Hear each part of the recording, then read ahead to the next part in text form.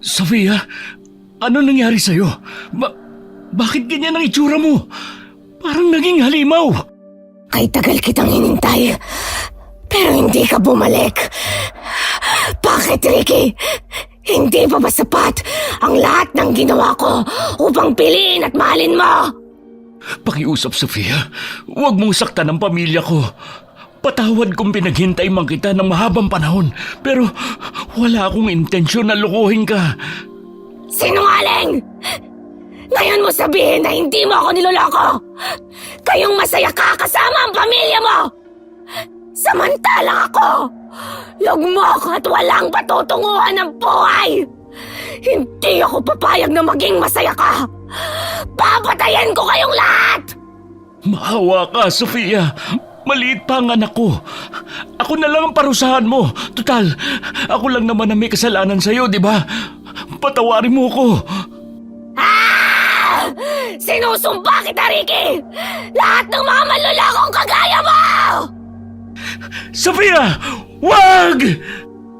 Alas 4 pa lamang ng umagi nagising na si Sofia upang ihanda ang mga lulutuing ulam. Bukod sa pagiging janitress, ay nagtitinda rin siya ng iba't ibang putahe para sa kanyang mga kasamahan. Kaya't malaki ang tinitipid ng mga ito. Ay, hindi ko pa nahihiwa ang sibuyas. Kalma lang, Self. Mahaba-haba pa ang oras. Huwag mataranta para masarap ang resulta ng lulutuin. Ang aga mo namang nagising, mahal. Alas 8 pa naman ang trabaho mo, di ba? Alas 4 pa lang, oh. Ay, pasensya na. Nagising ka sa ingay rito sa kusina. Magluluto kasi ulit ako ng ulam na ibibenta sa mga kasamahan ko.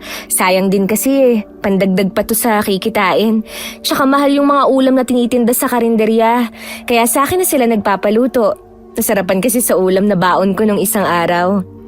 Ba, hindi lang pala ako nasarapan sa luto mo, pati mga kasamahan mo, ah. Talaga namang magaling ka sa pagluluto, eh. Ayaw mo pang maniwala. Akala ko kasi binobola mo lang ako. Hindi kaya. Tutulungan na kita riyan. Mag-iigib lang ako ng tubig. Matulog ka na lang ulit. Kaya ko na to. Tsaka puno na ang mga galon na timba. Pinuno ko na kagabi eh. Mahal, kapag kailangan mo ng tulong, sabihan mo ko. Hindi yung inaako mo na lahat ng gawain. Magsasabi ako sa'yo kapag hindi ko na kaya.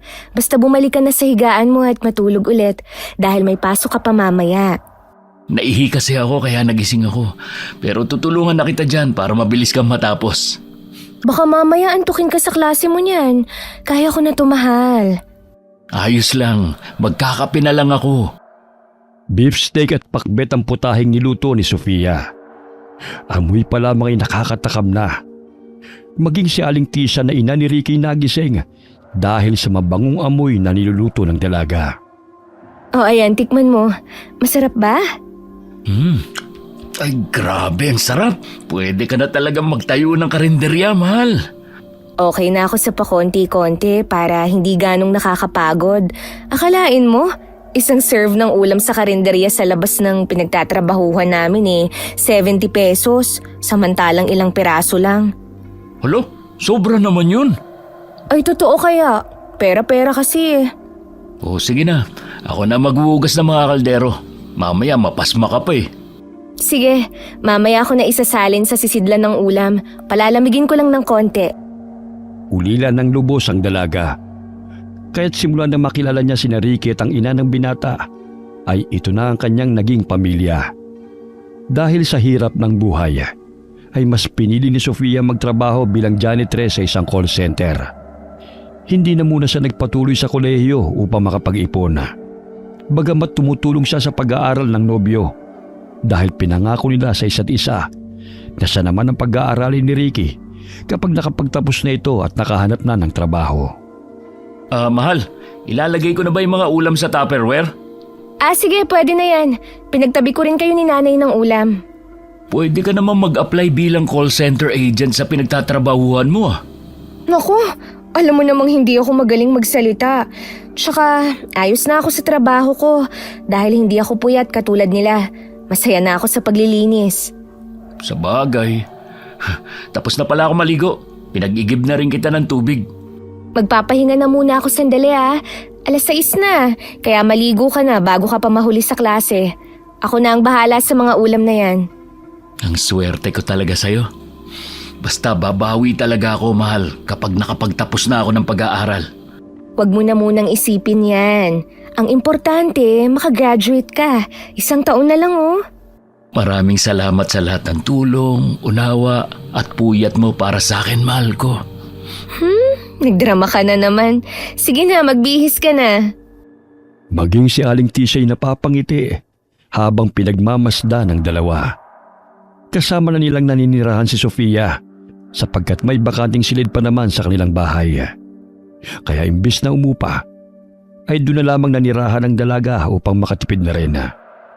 Matapos na makapag-almusal, ay agad na nagpaalam ang binata sa nanay nito at kay Sofia.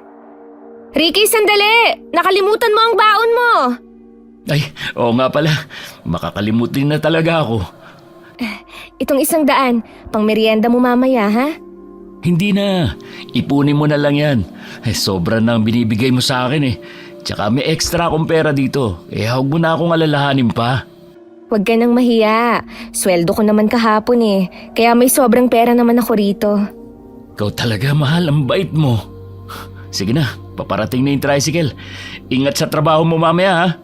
Oo, ikaw rin. Matamis na halikang dumapo sa pisngi ni Sofia mula sa nobyo. Kahit na sa isang bahay sila naninirahan, alam nila ang kanilang limitasyon. May mga pangarap pa silang dapat unahin kaysa magsama bilang mag-asawa.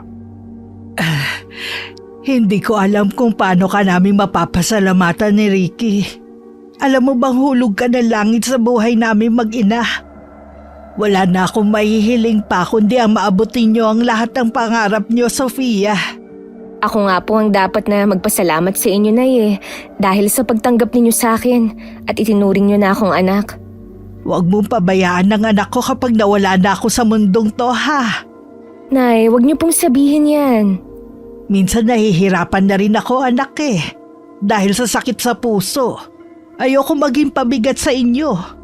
Kaya nga po huwag kayong magpakapagod. Yung mga labahin at mga lilinisin dito sa bahay, ako na po ang bahala doon.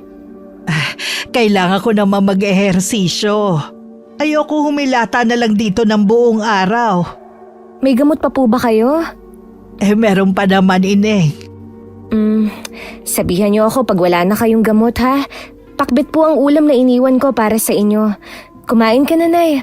Huwag mong pabayaan ang sarili mo kapag wala kami rito ni Ricky, ha? Tsaka kung masama ang pakiramdam niyo, nandyan naman si Aling Sonia. Sabihan mo siya para matawagan niya kami. Nakiusap kasi ako na tingnan niya kayo rito kapag wala kayong kasama. Sige anak. Huwag niyo na akong alalahanin pa. O siya, ako na ang magliligpit dyan sa mesa. Mamaya mahuli ka pa sa trabaho mo eh. Tinulungan ni Aling Tisha si Sofia sa pagbitbit ng basket palabas ng bahay. Anak na ang turing nito sa dalaga at wala siyang maipipintas kay Sofia. Bukod sa mapagmahal ito sa kanila, masipag ito sa trabaho at maaasahan. Nay, mauuna na ho ako. Ayan na ang tricycle. Yung gamot niyo ha, huwag niyong kalimutang inumin. O sige, Ineng. Mag-iingat ka, ha?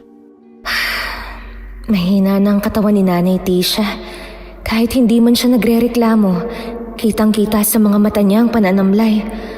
Wala naman kaming sapat na pera para maoperahan siya. Malaking halaga pa naman ang kakailanganin.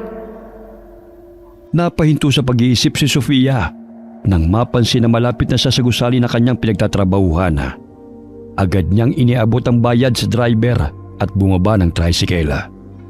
Napansin siya ni Arnold, ang kasama nilang call center agent, kaya tinulungan siya nito sa pagbubuhat ng bag kung saan nakasilid ang mga ulam. Naku, salamat Mang Arnold ha. Medyo mabigat pa naman po yan.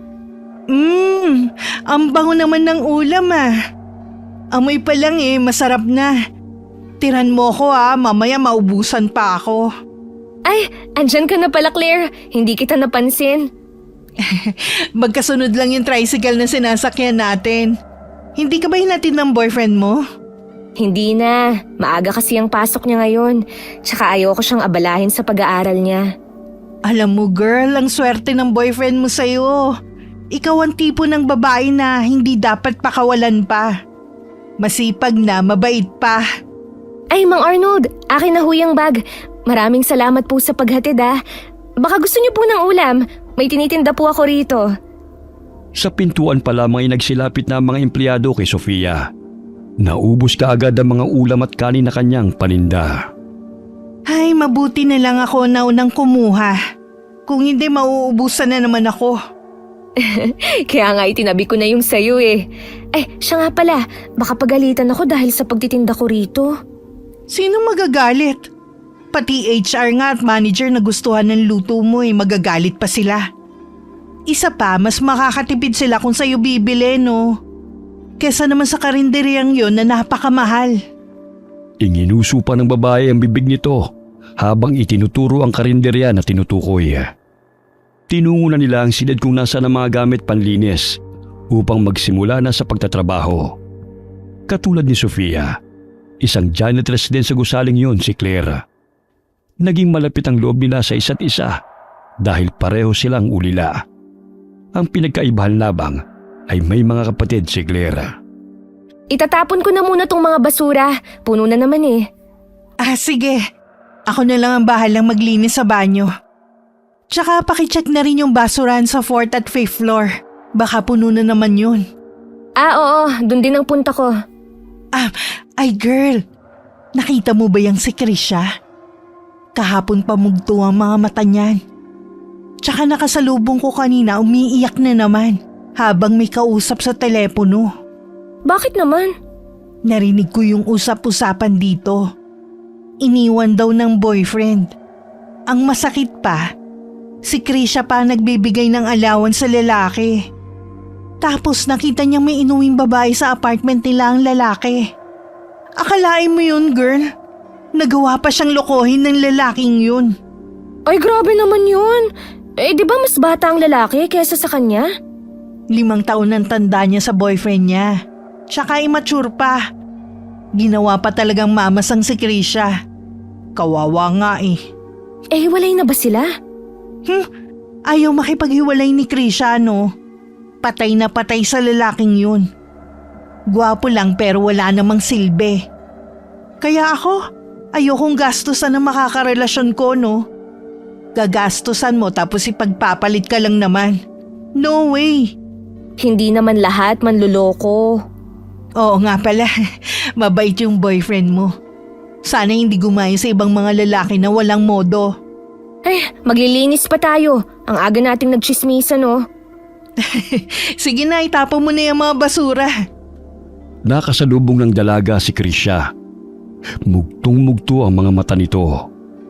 Kahit na nakasuot ng eyeglasses, ay hindi pa rin may kukubli na kagagaling lamang nito sa iyak. 6:00 ng gabi ang uwian ni Sofia at Claire.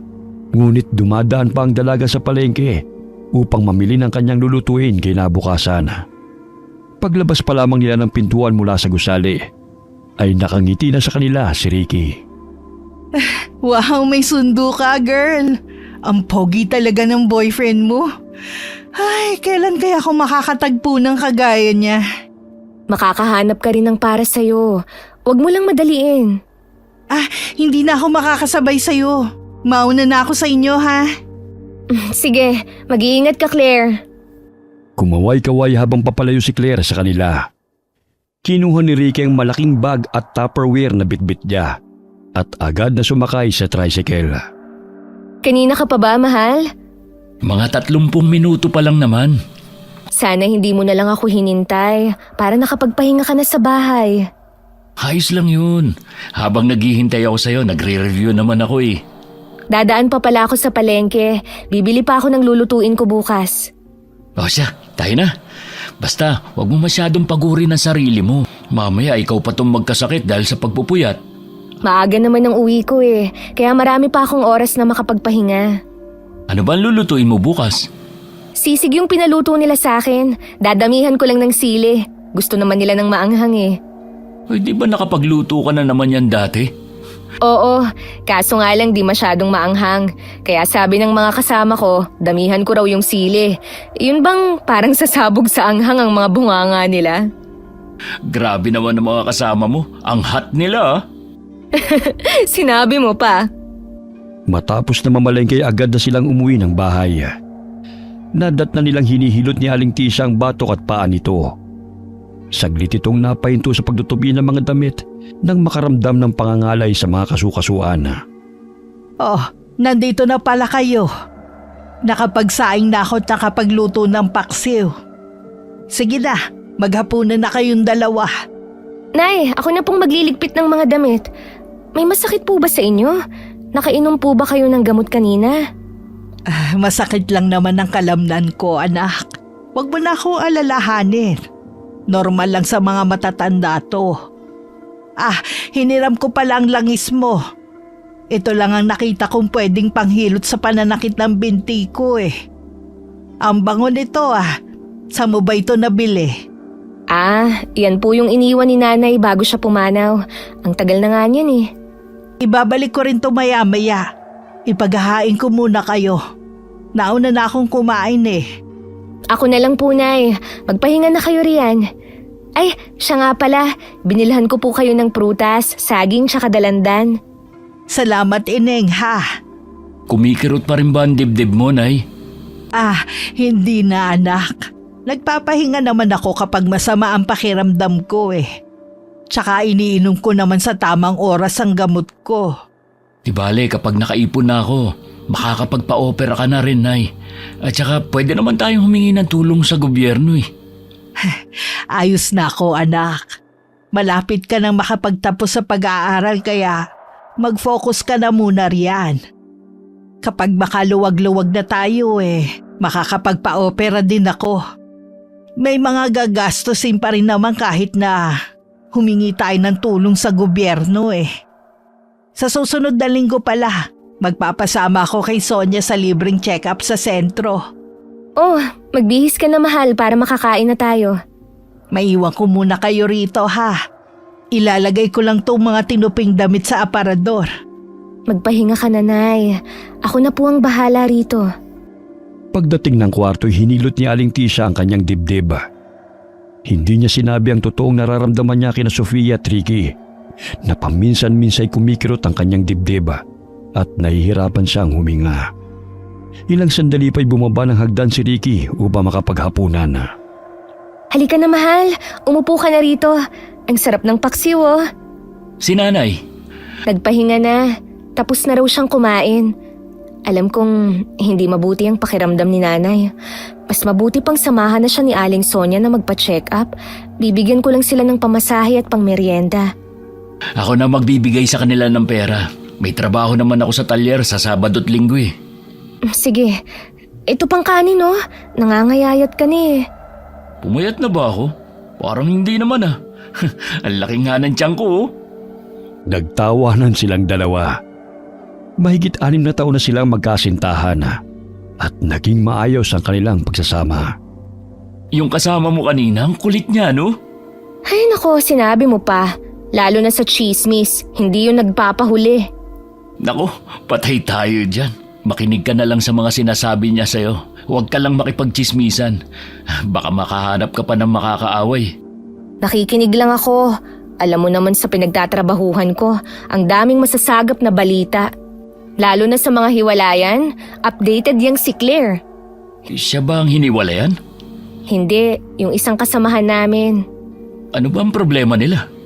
Hiniwalayan ng boyfriend at ipinagpalit sa iba. Kaya kung ikaw maglolo ko, sabihin mo sa akin agad para hindi ako umasa. Ibahin mo ako sa lalaking yun no? Hindi ako tutulad sa kanya. Ay dapat lang, kasi puputulan talaga kita pag ginawa mo yun. Puputulan agad? Grabe ka naman, mahal. Ang brutal mo. Kaya nga wag mong tangkaing magloko. Dahil hindi talaga kita mapapatawad. Sus, hindi mangyayaring magloloko ko, no? Wala sa bokabularyo ko yan. Ang hirap kaya makahanap ng babaeng katulad mo, mahal. 1 in a million ka lang. Kaya ayaw kong iwan ka at ipagpalit lang sa iba.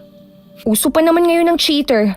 Lalaki man o mapababae, kung maglolo ko ay wala sa kasarian. Focus na ako sa'yo, no? Ano mapapala natin dyan? Masisira lang talaga ang buhay natin. Matapos kumain, pumasok na sa kanya-kanyang silid ang dalawa.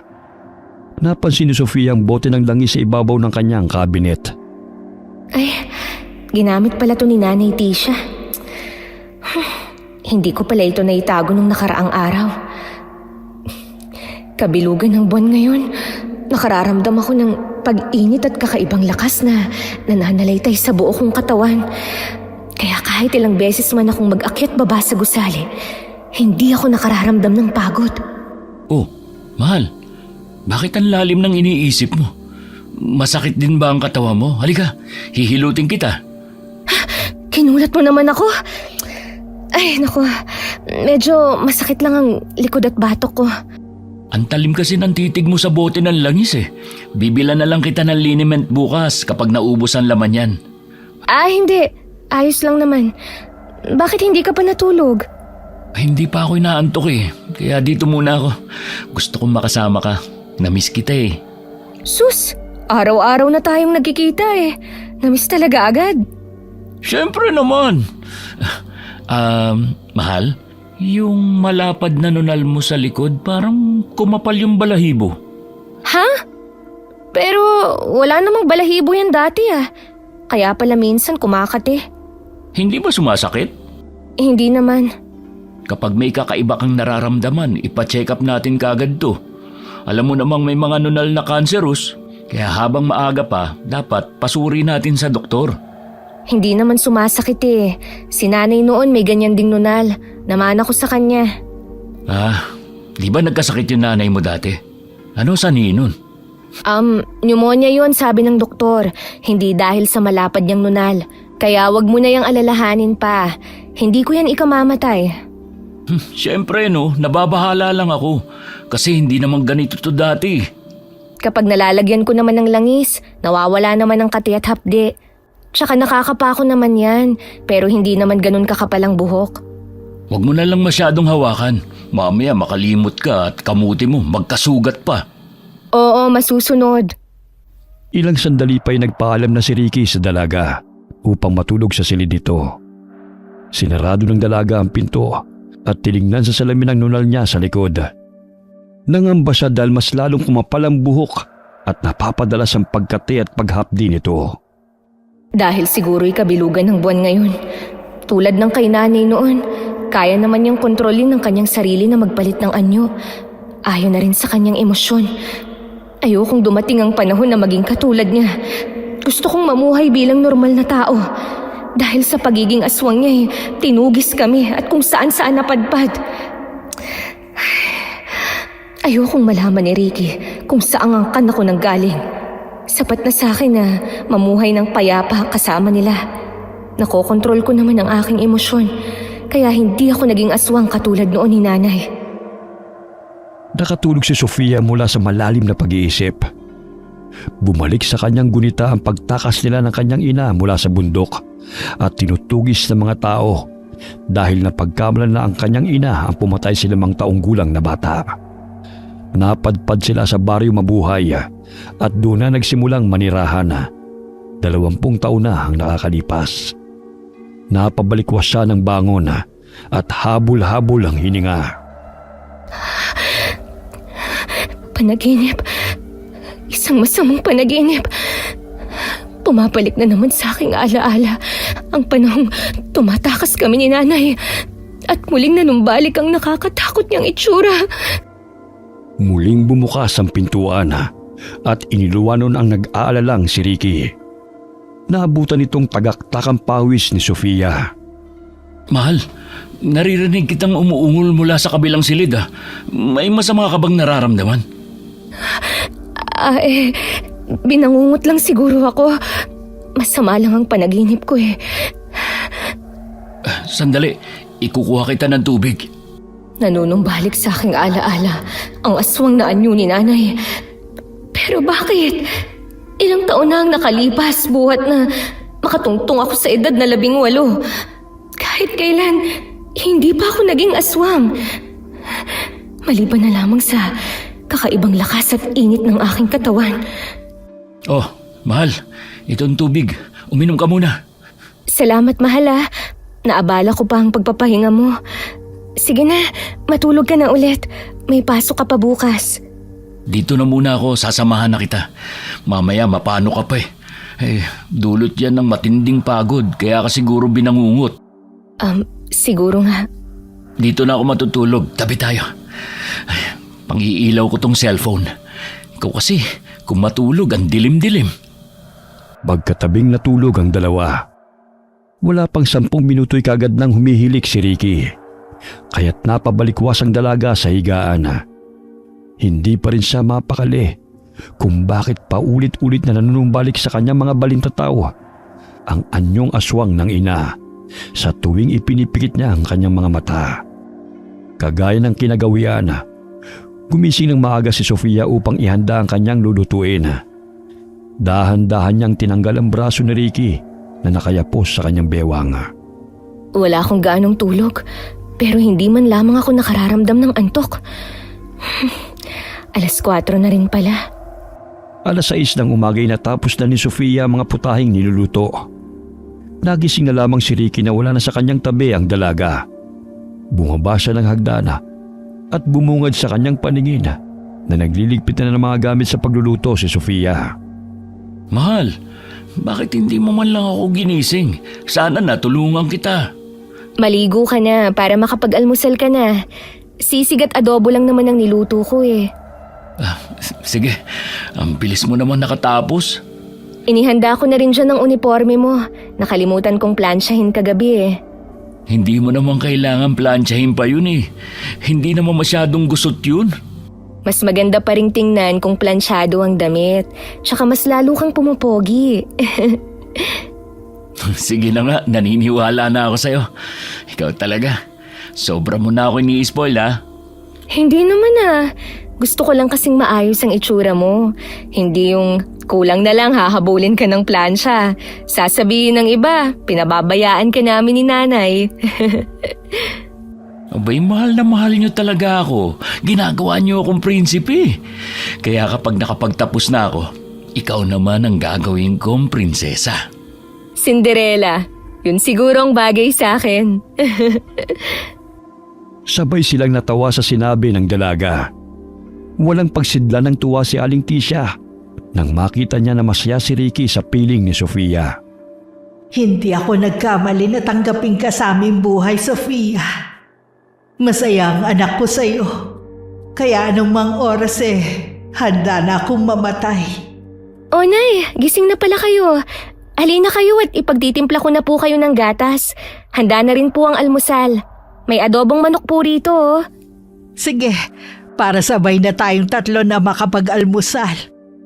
Namiss ko makasama kayong kumain eh. Sige po nay, ikukuha ko lang po kayo ng plato. Bihira na lamang silang magsabay sa hapagkainan dahil abala na ang bawat isa. Kaya't sa tuwing naroon sina Sofia at Ricky ay sinusulot ni Aling Tisha ang pagkakataon na makasama ang dalawa. Ako na ang bahalang magligpit ng pinagkainan natin. Maaga pa naman nay, kaya ko na po ang mga gawain. Kanina ka pa walang pahinga eh. Kaya ko na to, Ineng. Nananamlay ako kapag wala akong ginagawa eh. Sige na nga po nay, basta kapag nakaramdam kayo ng pagod, magpahinga kayo ah. Hindi ako mapapano sa paghuhugas ng pinggan. Ayusin mo na yung mga paninda mo para hindi ka mahuli sa trabaho. Tumango ang dalaga't inayos na lamang ang kanyang mga dadalhing ulam at kanin. Sumabay na rin siya kay Ricky dahil 8:00 rin ang klase nito. Sumapit ang araw ng pinakahihintay ni Ricky, ang graduation. Walang pagsidla ng tuwa ang binata na matanggap nito ang diploma. Mahigpit na niyakap nito si Sofia at si Aling Tisha bilang pasasalamat sa lahat ng suporta na ibinigay ng mga ito sa kanya.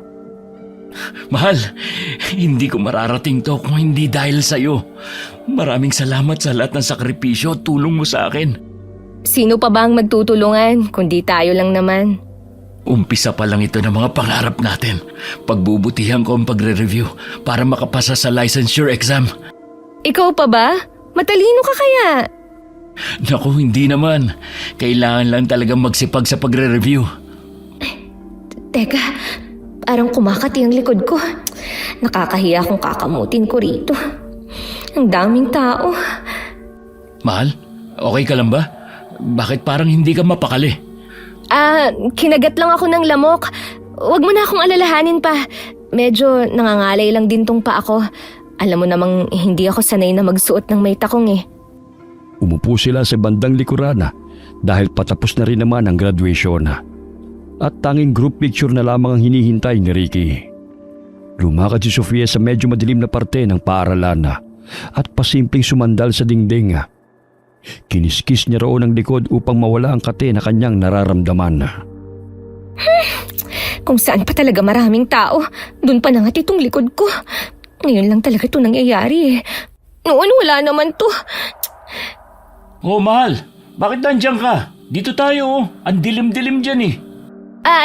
Akala ko kasi may nakaupo pa riyan eh. Wala na. Ayun na sila sa stage, nagpapapicture. Hihintayin ko na lang yun sa amin para makauwi na tayo. Sige, walang problema.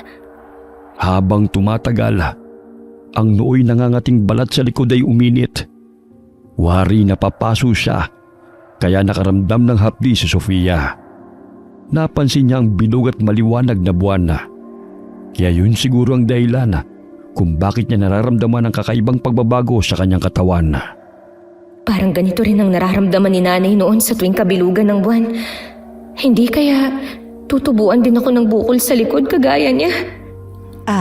Halika na, Sofia. Tapos nang kuhanan ng litrato si Ricky. Bumaba na siya ng entablado. Sige po, Nay. Sa restaurant na tayo maghapunan. Sagot ko. Hindi pa pala tayo uuwi. Oh, bakit? May problema ba, mahal? Naninibago lang siguro ako. Medyo nangangalay lang tong pa ako eh. Minsan lang to, kaya pagbigyan mo na ako. Pagdating natin sa bahay, hihilutin ko yung paa mo. Kinindatan pa ni Ricky ang nobya sabay na napangiti. Lingid sa kaalaman nila na hindi mapakali ang dalaga dahil sa hindi mawaring pag-init at pangangati nito sa kanyang nunal. Pagdating ng restaurant ay agad siyang nagtungo sa banyo. Kinuha niya ang langis sa loob ng kanyang bag at pinahira ng nunal nito sa bandang likod ng balikat. Kahit papano'y napawi ang pangangati ng likod ko. Parang pinutakti ako ng 100 langgam ah. Lumabas ng banyo si Sofia. Matagal-tagal din siyang nanatili roon, kaya't nag-alala si Ricky sa kanya. Mahal, masama ba ang pakiramdam mo? Kanina ka pa kasi parang balisa eh. Pwede naman tayong umuwi na lang kung gusto mo na magpahinga. Okay lang ako. Nandito na rin naman tayo eh. Nakapag-order na ba kayo? Oo, meron na. Special pansit bihon, chop suey, crispy shrimp. Yun ang mga in-order ko. Baka may gusto ka pang idagdag. Wala na. Ayos na yun. Ayos ka lang ba talaga, Ineng? Para kasing pinagpapawisan ka ng malamig eh. Okay na po ako, Nay. Siguro, sobra lang akong nasabik kaya medyo nagka-anxiety ako. Oh, ayan na yung order natin. Masarap yung chop suey tsaka pansit bihon nila rito. Gusto ko sanang umorder ng crispy patty kaso bawal kay nanay. Mukhang ang sarap nga. Ang dami naman ng in-order mo, mahal.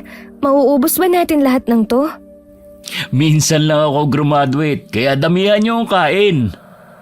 Walang pagsidla ng tuwa ang tatlo habang nagsasalo-salo sa pagkain. Kahit papano'y nagbunga ang paghihirap ni Ricky at hindi nasayang ang tulong ni Sofia sa pag-aaral nito. Makalipas ang 2 buwan ay napagpasahan ng binata na kumuha ng licensure exam sa mechanical engineering. Nagtrabaho siya sa talyer habang hinihintay ang resulta ng kanyang pagsusulit. Halos mauntog siya sa sasakyan na kinukumpuni nang tumunog ang kanyang cellphone. Nakatanggap siya ng mensahe na nakapasa siya sa licensure exam, kaya't agad itong nag-text kay Sofia. Salamat naman at nakapasa si Ricky. Bakit tuwan-tuwa ka, girl? Nakapasa kasi si Ricky sa pagiging engineer. Nagbunga ang lahat ng pagsusumikap namin. Ang swerte mo naman. Paano ba yan? Hindi ka na magiging janitress dito. Kasi magiging asawa ka na ng engineer. Ay, grabe ka naman. Nakapasa pa lang siya. Hindi pa nakapagtrabaho. Kahit makapagtrabaho yun, ayoko namang umasa sa kanya, no? Mas mainam na may sarili akong kita. Masaya lang talaga ako kasi naipapagamot na namin si nanay. Kailangan kasi niyang maoperahan sa sakit nito sa puso eh. Ah, ganun ba? Pero syempre aasenso na kayo kapag nakapagtrabaho na si Ricky. Malay mo makapagpatayo ka na ng sarili mong karinderya. Yun nga rin ang pangarap ko. Basta kapag umasenso ka ha, huwag mo kong kalilimutan. Baka naman hindi mo na ako papansinin yan. Lukarit ka talaga. Hindi mangyayari yun, no? Alam mo naman may mga tao talaga na umasenso lang. Hindi na agad namamansin. Katulad ni Gail. Noon binabati pa niya ako. Feeling close kumbaga. Pero nung maging sila ng afam na kaibigan ng manager, akala mo kung sino? Parang langaw lang naman na nakatuntong sa kalabaw. Tumulis na naman yung nguso mo. Mamaya madulas pa yun sa panlilibak mo eh. Mabuti nga sa kanya. Tsaka akala mo kung sino maganda. Pinaritoke lang naman ng ilong. Iba talaga nagagawa ng pera, no? Walang imposible. Ay nako, ewan ko sa'yo Claire. Nakakatawa ka talaga. Kung hindi mo sinabi sa akin na ritoke ang ilong yan, hindi ko malalaman. Paano mo malalaman? Kung maglakad ka, ang bilis eh. Kung hindi ka patawagin, hindi mo pa mapapansin kung sinong nakakasalubong mo. Maglinis na nga lang tayo. 4:00 na oh.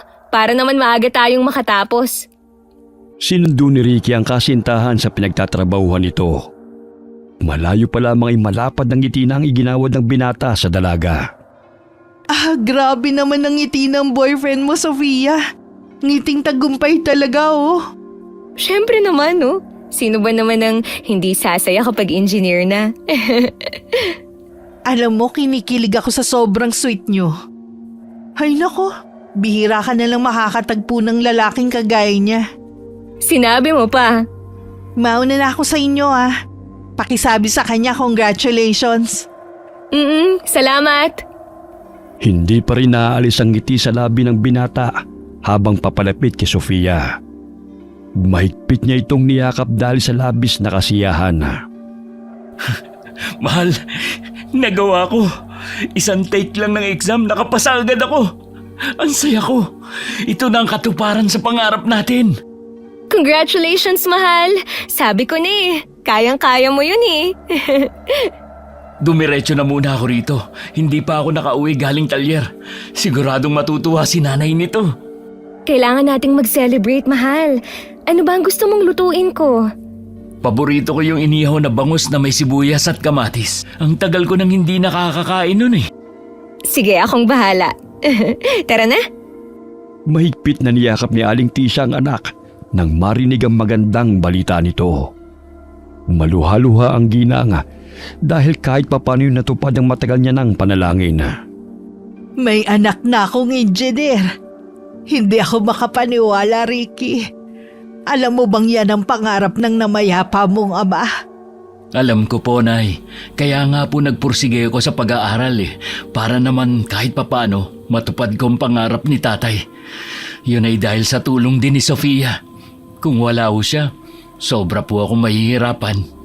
Kaya nga suklian mo ng pagmamahal tong si Sofia. Dahil nasusukat ang pagmamahal ng babae kapag walang-wala ang lalaki.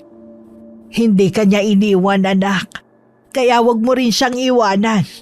Ay, oo naman po, Nay. Ay nako, bago tayo mag-iyakan, ihahanda ko na muna tong iihawin kong bangus para naman makapaghapunan na tayo. Tutulungan na kita, mahal. Labis ang ngiti sa labi ng ginang dahil sa tagumpay ng anak. Masaya nitong pinagmamasdan sina Ricky at Sofia habang inihahanda ang inihaw na bangus. Naway gabayan kayo na may kapal, mga anak. Mamamatay akong masaya dahil napunta ka sa tamang babae, Ricky. Matapos ang hapunan ay agad na naghanap ng trabaho ang binata sa online. May nabasa siya na may isang kumpanya na gumagawa ng makina, sasakyan at iba pang mga kagamitan na nangangailangan ng mechanical engineer. Mahal, tignan mo to. Nangangailangan sila ng mechanical engineer. Gusto kong mag-apply rito. Ay oo nga, pero sa Maynila yan, malayo sa atin. Magandang oportunidad na to, mahal. Pwede naman akong umuwi rito eh. O di kaya, kung maganda na ang trabaho ko, isasama ko kayo doon ni nanay. Mas matiwasay pa ring mamuhay dito sa probinsya. Malayo sa polusyon at maraming tao. Magbabakasyon na lang kami ni nanay doon kung sakali. Sa bagay, Hindi pinalampas ni Ricky ang pagkakataon na makapag-apply sa Velocity Company. Sunod-sunod na swerte ang dumating sa kanilang buhay hanggang sa matanggap siya sa trabaho at nagpaalam na pupunta siya ng Maynila. May bahagi sa puso ni Sofia na nakaramdam ng lungkot dahil magkakalayo sila ng binata. Ngunit yun na ang matagal nilang hinihintay kaya't sinuportahan niya ang nobyo. tatawagan kita pagdating ko sa Maynila. Mag-uusap pa rin naman tayo araw-araw eh. Mag-iingat ka ron ah. Huwag mong pabayaan ang sarili mo. Lalo na't wala kami ni nanay doon. Oo naman. At saka ikaw na muna ang bahala dito kay nanay, mahal ha. Pangako, kapag nakaipon na ako, dadaling ko kayo ron. Magkakasama tayong muli. Basta focus ka sa trabaho. Hindi kung kani-kanino, ha? Sus, alam ko na ang ibig mo sabihin. Ikaw lang ang nagmamay-ari ng puso ko. Walang makahihigit sa pagmamahal na binibigay mo sa akin. Mahal na mahal kita, Sofia. Kaya huwag kang mag-isip ng kung ano-ano. Nagpapaalala lang. Mamaya, makalimutan mo ko dahil sa dami ng makikilala mo ron. Hindi mangyayari yun, mahal. O siya, andyan na pala si Mang Tonyo. Mag-ingat kayo rito ni nanay ha. Padadalang ko kayo ng pera para sa gamot ni nanay. Ricky anak, mag-iingat ka ron ha. Tumawag ka agad kapag dumating ka na ron. Opo, Nay. Sige po, aalis na ako. Mamaya mahuli pa ako sa airport eh. Mahigpit na yakap ang iginawad ni Ricky sa ina at kay Sofia. Hinalikan niya sa pisngi ang nobya bago sumakay ng tricycle. Maluhaluhang hinatid ng tingin ng dalaga ang binata dahil yun ang unang beses na magkakahiwalay sila. Lumipas ang ilang buwan na. Madalas na tumatawag si Ricky sa telepono at ibinabalita ang tungkol sa trabaho nito sa kumpanya. Dali-daling kinuha ni Sofia ang cellphone nang marinig na tumunog yun. Hello, mahal. Kumusta na kayo riyan? Miss na miss ko na kayo. Okay lang, mahal. Ikaw, kumakain ka ba ng maayos? Baka naman nagpapalipas ka ng gutom, ha? Hindi, kumakain naman ako. Magpapadala pala ako ng pera mamaya. Bilang mo ng gamot si nanay ha. Pati ikaw din. Bumili ka ng gusto mo. Ayos lang ako, no? Ipunin na lang natin ng pera para sa gamutan ni nanay. Nag-iipon naman ako. Hindi mo na kailangan pang sumideline sa pagluluto. O di kaya pwede ka namang huminto sa trabaho mo at mag-enroll ka na sa susunod na pasukan. Malayo-layo pa naman ang pasukan. Sayang naman kung hihinto ako sa pagtatrabaho. Tsaka wala naman akong gagawin dito sa bahay eh. Basta ha, ayokong pinapagod mo ang sarili mo. May trabaho na ako. Panahon na rin para makabawi ako sa'yo. Mag-ingat ka riyan ha. Huwag mo kaming alalahanin ni nanay rito. Sige na. Mamaya tatawag ulit ako. Ite-text na lang kita sa padadala kong pera. Pangiting ibinaba ni Sofia ang cellphone. Siniko siya ni Claire na nooy nakikinig sa usapan ng dalawa. Boyfriend mo yun, no? Sweet nyo talaga. Kahit LDR, updated pa rin sa isa't isa. Ay, sana all na lang talaga.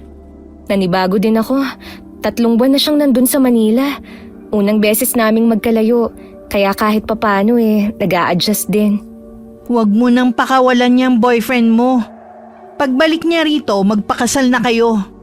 Mamaya landiin pa yan ng iba eh. Sa panahon ngayon, naglipa na ng mga higad. Ang bata pa namin para mag-asawa. Babalik pa ako sa pag-aaral. Gayong siya na itong nagtatrabaho. Basta sinasabi ko sa'yo, bantayan mo na maigi ang si Ricky. Baka gayumahin pa ng iba. Di mangyayari yun, no? Tiwala si Sofia kay Ricky na hindi siya nito lolokohin. Kaya't hindi niya pinansin ang sinabi ng kaibigan niyang si Claire. Pagamat ang tiwalang yun ay napalitan ng pangamba nang sumapit ang 7 buwan. 1 linggo nang hindi tumatawag si Ricky, kaya't nanibago sina Sofia at Aling Tisha. Hindi na mapakali ang dalaga, ngunit walang sumasagot sa cellphone ng nobyo kapag tinatawagan niya ito. Ineng, tumawag na ba si Ricky? Mag-iisang linggo nang hindi ko siya nakakausap pa. Hindi pa nga po na eh. Nag-aalala na rin po ako sa kanya. Ano kaya nangyari sa batang yun? Tatawagan ko po siya ulit. O di kaya yung kumpanya na pinagtatrabahuhan niya. Huwag na po kayong mag-isip ng masama. Baka mapano pa ho kayo eh. Sige, tawagan mo, Ineng. Nakakapanibago naman na hindi siya tumatawag eh. Paulit-ulit na tinawagan ni Sofia si Ricky. Ngunit hindi niya ito makontak. Pabalik-balik siyang lumalakad sa sala. Ngunit out of coverage pa rin ang linya ng nobyo. Dahil sa sobrang pag-iisip, ay napasa po si Aling Tisha sa dibdib nito at bigla na lamang nahirapang huminga. Nay! Anong nangyayari sa'yo? Nay! Tulong! Mga kapitbahay, tulungan niyo ako! Hindi ako makahinga. Nay, sandali! Hihingi ako ng tulong! Huwag kang bibitaw, Nay!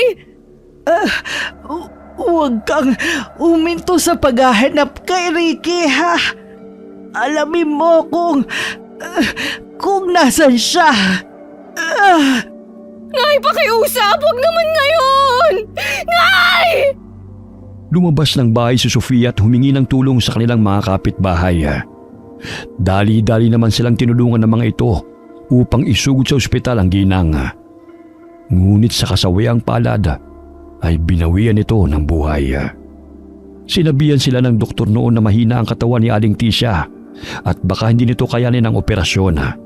Kaya tanging maintenance na gamot ang ibinigay nito sa ginang upang mapanatili ang normal na pagtibok ng puso nito. Ngunit dahil sa labis na pag-iisip ay bumigay ang katawan ng ginang at humantong sa kamatayan. Lumipas pa ang mga araw. Hindi pa rin makontak ni Sofia si Ricky. Nakaburol lang ang labi ni Aling Tisha at tanging mga kapitbahay at kaibigan niyang si Claire ang kanyang kasama. Labis ang pangungulila ng dalaga. Wari niya'y 2 beses ang namatayan ng ina. Dumagdag pa sa kanyang alalahanin si Ricky. Claire, hindi ko na alam ang gagawin ko. Wala akong kontak kay Ricky. Tapos yung kumpanya na pinagtatrabahuhan niya, wala ring alam kung nasan siya. Bigla na lang daw itong hindi pumasok sa trabaho. Ay, ano ba yan? Bakit ba nagkasabay-sabay pa ngayon ang problema? Hindi ko alam kung saan hahanapin si Ricky. Hihintayin ko na lang na mailibing si Nanay Tisha bago ko siya hanapin muli. Baka makauwi rin siya. Ipinagbigay alam ko na sa kumpanya nila ang nangyari kay Nanay.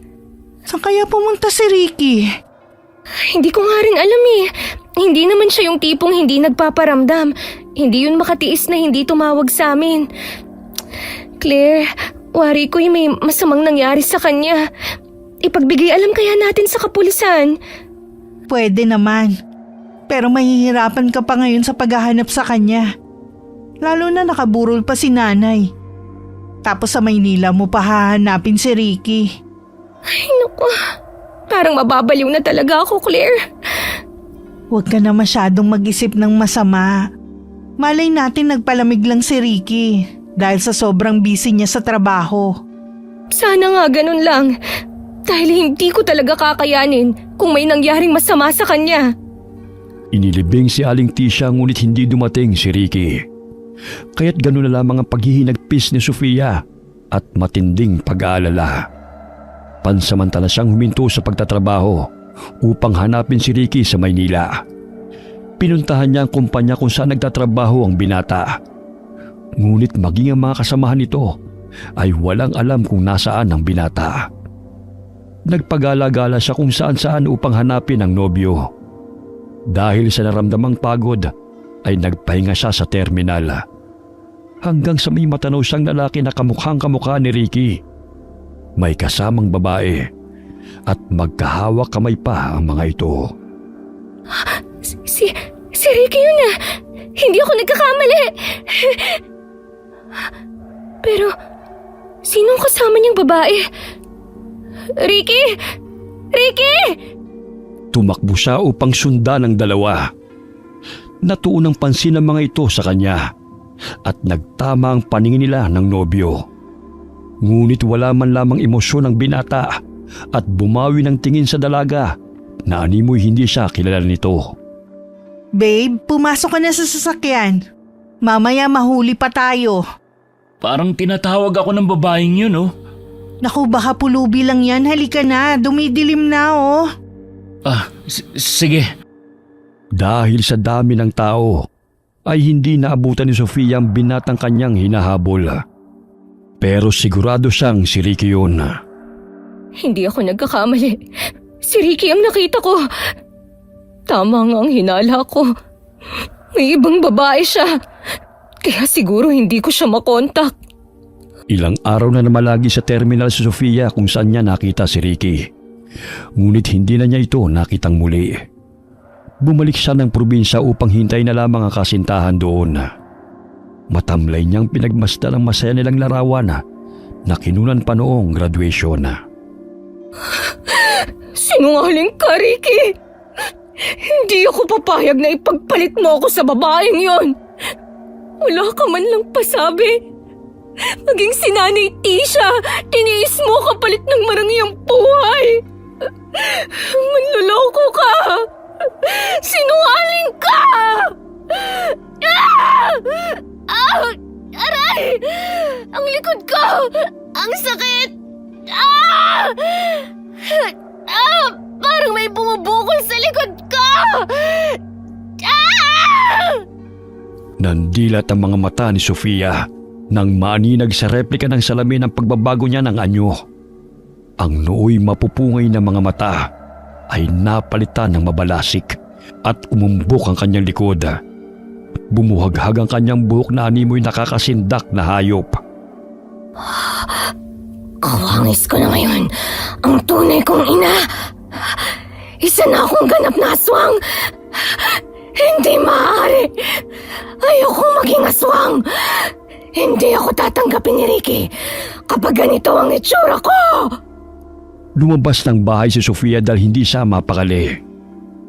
Hindi niya alam kung saan pupunta upang ilabas ang pot na kanyang nararamdaman. Nanumbalik sa kanyang isipan na niloko siya ni Ricky, kaya gusto niyang makapaghiganti.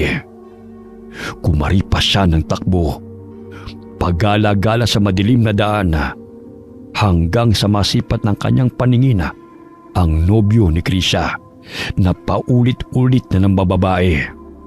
Pangiti-ngiti pang lalaki habang hinahati dito ang babae. Lingid sa kaalaman nito na sinundan siya ni Sofia na nooy nagkukubli sa kadiliman. Ibang babae na naman ang kasama ng lalaking yan. Samantalang madalas na mugto ang mga mata ni Krisha dahil sa panluloko niya. Wala siyang pinagkaiba kay Ricky. Lahat ginawa ko, pero hindi pa rin sapat para piliin at mahalin ako. Ikaw na manluloko ang iiyak ngayon! Sumakay ng kotse ang lalaki. Ngunit bago pa nito maisara ang pintuan, ay napigilan niyo ng aswang na si Sofia. Nandidilat pa ang nagbabagang mga mata nito habang tinititigan ng lalaki. Sino ka? Anong kailangan mo sa akin? Sino ang babaeng kasama mo? Bakit hindi ka makontento sa isang babae lang? Umalis ka rito! Halimaw! Manloloko ka! Ilang beses mo nang niloloko si Krisha! Ilang beses ka na rin yung pinatawad! Ngunit hindi ka pa rin nagbabago! Hindi ko alam ang pinagsasabi mo! Kaya umalis ka na! At tantanan mo na ako! Akala mo'y makatatakas ka pa?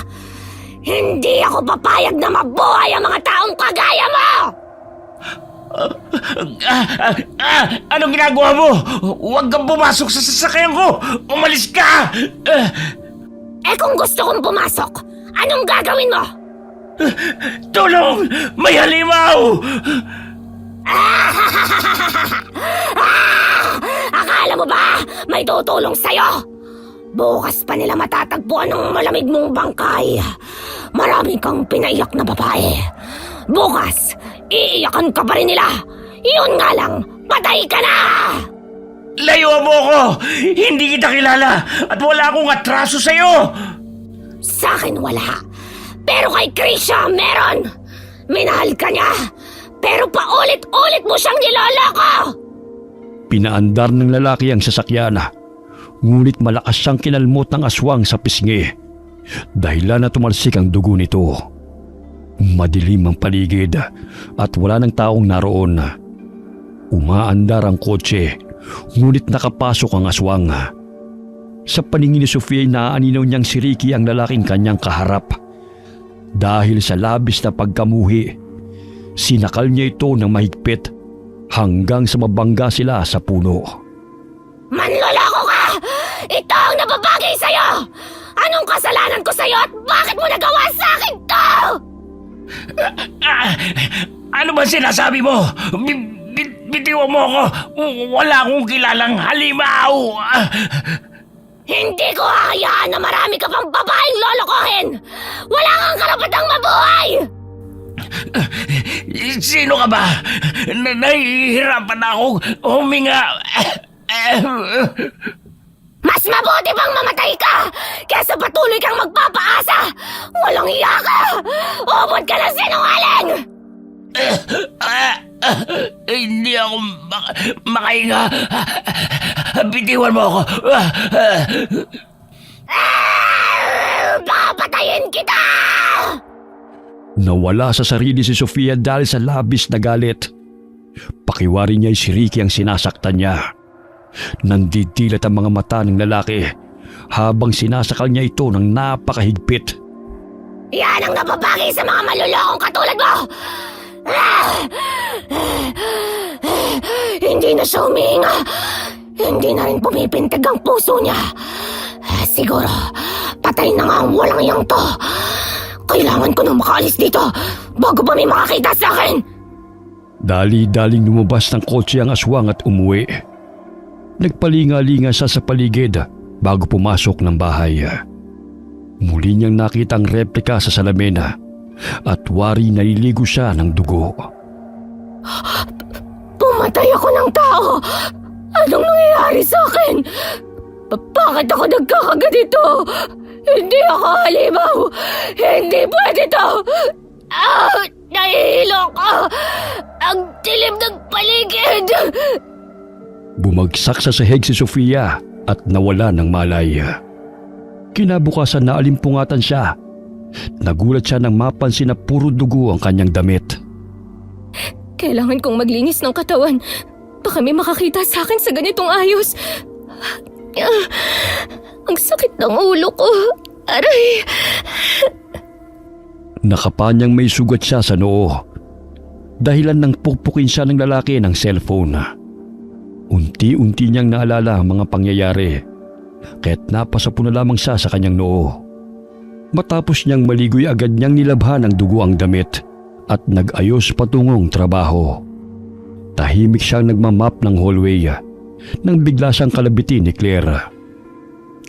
Uy girl, kumusta ka na? May balita na ba sa nobyo mo? Wala pa. Hindi ko siya nakita sa Maynila, maging sa kumpanyang pinagtatrabahuhan niya. Alam mo, na-miss kita. Mahigit 2 linggo rin ang leave mo eh. Nalulungkot ako sa nangyari sa'yo. Pero huwag ka mag-alala. Nandito ako na kaibigan mo. Tutulungan kita na hanapin siya. Wag na. Mapapagod ka lang sa paghahanap sa taong ayaw nang magpakita. Kung gusto niyang umuwi, edi umuwi na lang siya. Sa bagay. Gusto mo bang sumama sa akin sa susunod na linggo? Kaarawan kasi ng pamangkin ko eh. Para naman kahit papano makalimutan mo yung problema mo. Sige ba? May isa pa akong sasabihin sa'yo, girl. Alam mo ba natagpo ang patay ang manlulokong boyfriend ni Krisha? Walang nakakaalam kung sino ang pumaslang. Mabuti nga yun. Sa gayon, huling iyak na lang ni Krisha sa lamay ng lalaking yun. Sa pagkakataong ito, tama ka. Mga ganyan lalaki hindi naman dapat iniiyakan eh. Tsaka mas mabuting ang lahat ng cheater mamamatay. Mga hindi marunong makontento.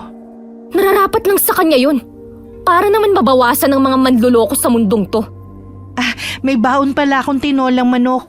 Hindi ka na kasi nagluluto ng mga ulam eh. Tsaka malaki ang pinayat mo kaya ipinagluto kita.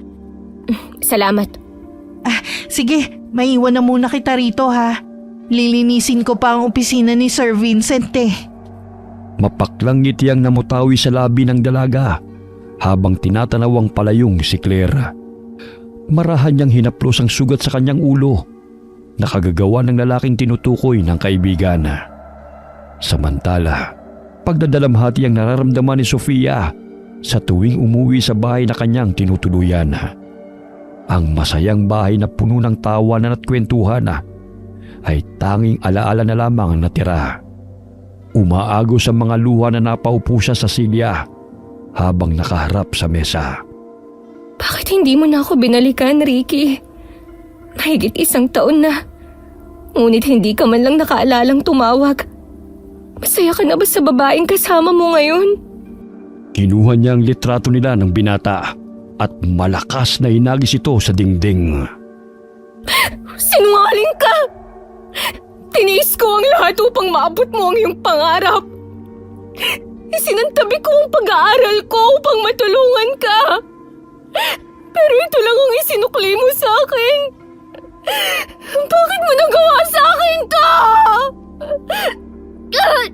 Aray! Sumasakit na naman ang batok at likod ko. Bakit napapadalas na lang ang ganito? Ang sakit! Habang lumalalim ang gabi, umiinit ang katawan ni Sofia. Animoy nananalaytay ang kakaibang lakas sa buo niyang katawan. Muling nagbago ang kanyang anyo bilang aswang. Pakiwari niya ay may naguutos sa kanya na pumatay. Lingid sa kanyang kaalaman na sa tuwing nakakaramdam siya ng poot ay mas lalong nagiging agresibo siya sa pagiging aswang. At yun ang tumutulak sa kanya upang pumatay ng tao. Naging usap-usapan na naman ang sunod-sunod na natagpuang bangkay sa baryo. Oh girl, haggard na naman ang mukha mo. Kailangan mo na magpasalon. Gusto mo samahan kita bukas kay Barbie? Magaling yun sa pagpapaganda. Siya nga itong nagkulay ng buhok ko. Hindi ko naman kailangan yan eh. Ayos lang ako. Kulang lang ako sa tulog. Inaatake lang ako ng insomnia. Panay inom mo kasi ng kape. Bawas-bawasan mo nga yan. Buti pa ang kape matapang. Pero ang tao, ay nako, no comment. Alam mo girl, nakakatakot na talaga. May killer na gumagala sa lugar natin. Sunod-sunod na araw nang may natatagpo ang patay eh. Mga lalaki ang punteriya ng killer. Eh paano pa ako magkakajowa nito? Kung lahat na lang ng lalaki pinapas lang. Sino bang pinapas lang ng pinaghihinala ang killer? Una yung jowa ni Krisha. Pangalawa yung lalaki na napapabalitang sakit ng ulo ng asawang babae. Parang cheater din yung pangalawang lalaki na namatay eh. Parang galit yata ang killer sa mga manloloko. Grabe naman. Akalain mo, naisip mo yun? Nagkakatugma eh. Kung cheater nga ang pinapas lang ng killer, kampe ko sa kanya. Kahit papano titino na ang magtatangka magloloko at mga manloloko. Alam mo, ang manloloko, hindi na yan magbabago. So ibig sabihin sangayon ka rin sa ginagawa ng killer? Sino ba ang killer na pinagsasasabi mo? Nahuli na ba? Hindi pa. Wala pa naman ako naririnig na balita kung sino eh. Oh, bago ka pa mabaliw sa kakaisip kung sino ang killer, ito na muna ang mop. Maglinis ka na muna dahil titingnan ko ang mga basurahan kung puno na. Sige, akin na yan. Ay, simula nang hindi na binalikan ng nobyo yung kaibigan ko, malaki talaga ang pinagbago niya. Hindi na siya ang dating masayahin at positibo sa buhay. Nawala ang ngiti sa kanyang mga labi. Araw-araw ng tahimik. Kung hindi ko kakausapin, hindi umiimik. Sana naman umuwi na si Ricky para naman sumaya muli si Sofia. Sumapit ang 6:00, oras na ng uwian. Imbis umuwi, dumaan muna si Sofia sa park upang magpalipas ng gabi. Hindi niya namalayan na 10:00 na. Ngunit nanatili pa rin siya roon. Tumingala siya sa kalangitan at nasilayan ng bilog at maliwanag na buwan. Muli siyang napapikit. Umaagos sa mga luha mula sa kanyang mga mata. Miss, kanina ko pa napapansin na nag-iisa ka yata. Hindi ka ba sinipot ng katatagpuin mo? Oo. Gusto mo ba samahan kita rito? Ayos lang ako. Pwede bang layuan mo ako? Ang suplada mo naman. Basa ng luha pisngi mo. Ako na lang magpupunas niyan. Sinabi ng layuan mo ako eh. Ako na nga itong nagmamalasakit sa'yo. Tinataraya mo pa ako. Kaya siguro hindi ka sinipot dahil ang suplada mo. Lubayan mo nga ako. Hindi ko kailangan ng kausap. Lalo na ang katulad mong napakabaho ang hininga. Hindi ka lang suplada. Laitera ka pa, ha? Amoy imburnali ang hininga mo. Alam nga namang sabihin kong mabango. Kung sa bagay, nakasanayan mo na ang amoy ng bunganga mo. Kaya hindi mo alintana ang mabahong amoy. Lumayo ka nga sa akin. Amoy anghit ka pa. Gusto ko yung ugali mo. Mataray, ngunit mamaya ay magmamakaawa ka rin sa akin. Hindi ako magmamakaawa sa'yo. Umalis ka nga sa harapan ko. Bago pa maubos ang pasensya ko't pagsisihan mo pa ang pangiistorbo mo sa akin dito. Aba, ang tapang ah. Halika nga rito para makita mo ang hinahanap mo. Aray! Bitiwan mo ako! Ano ba? Hinila ng lalaki si Sofia patungo sa mga mayayabong na halaman. Hindi nag-iisa ang lalaki, kundi may kasama ito. Pakiwaran ng dalaga mga rugby boys sa mga ito na nagkukubli sa parke. Wala ng taong naroon maliban sa kanila. Bitiwan niyo ako! Kung ayaw niyong mapahamak! Kami pa talaga mapapahamak. Baka ikaw. Huwag ka nang manlaban pa. Sumang-ayong ka na lang para hindi ka masaktan. Hindi niyo magugustuhan kapag ginalit niyo ako! Kaya bitiwan niyo ako! Gusto ko yung tingin na yan. Nangaakit. Tumingala si Sofia sa buwan. Unti-unting nagbago ang anyo nito. Tinubuan ng bukol ang kanyang likod. Nawari nakausling malaking buto na may makakapal na balahibo. Bumuhaghag ang kanyang buhok at lumabas ang matatalas nitong mga ngipin. Ngayon niyo sabihin na gusto niyo ba ako? Binalaan ko na kayo! Aswang! Isa kang aswang! Sinabi ko na sa'yo na wag niyo akong galitin, di ba? Ngayon, bakit takot na takot ka? Huwag ka lumapit! Ipupukpuk ko tong bote sa'yo! Lumayo nga! Nakakatuwa namang pagmasdan ng natatakot niyong itsura. Tamang-tama, tayong tatlo lang ang narito. Gusto niyo bang maglaro ng tagu-taguan o habulan? Ang mahuhuli ko ay bobotolan ko ng ulo! Hindi! Ayoko! Halimaw ka! Aswang! Kumaripas ng takbo ang dalawang lalaki upang takasan ang aswang na gusto sana nilang pagsamantalahan.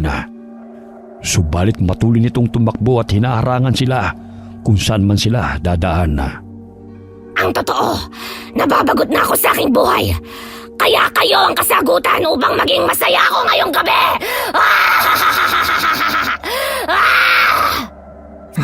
Huwag mo akong patayin. Maalat ang dugo ko. Mabaho at hindi ako masarap. Sinong nagsabi sa'yo na masarap ka? Hindi ako mahilig sa may anghit na kagaya nyo. Ang gusto ko lang ay mapawi ang pagkabagot ko sa buhay. Saan mo ba gustong ilagay ang ulo mo? Sa itaas ng puno? O sa tuktok ng flagpole na yon? Wala namang watawat. Kaya mas bagay na doon isabit ang ulo mo! Lumayo ka! Hindi na nakakatuwa yung ginagawa mo! Nakakatawang pagmasdan ng panginginig mo. Ito ang napapala ng mga taong kagaya nyo. Kaya pangatawan mo ang pangiistorbo sa akin. Patawad. Hindi na ako uulit. Katuwaan lang naman sana yun eh. Pasensya na. Wala nang pasensya. Inistorbo nyo ang pagmumuni-muni ko. Kaya gusto kong pahirapan ko kayo. Nagbibiro lang ako. Huwag mo naman seryosohin. Nandilat ang mga mata ng dalawang lalaki nang marinig ang sinabi ng aswang. Dinaganan ni Sofia ang isang lalaki at binali ang leeg nito. Tatakas pa sana ang kasama nito.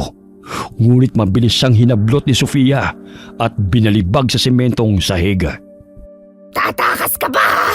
Dahil sa kangalan, pinahamak niyo ang inyong mga sarili. Kaya tanggapin niyo ang inyong kaparusahan!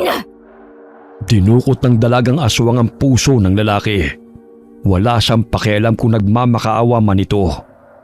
Nang malagutan na ng hininga, ay inilagay niya sa dulo ng flagpole ang ulo ng dalawang lalaki, habang ang katawan ng mga ito ay nakahandusay sa lupa.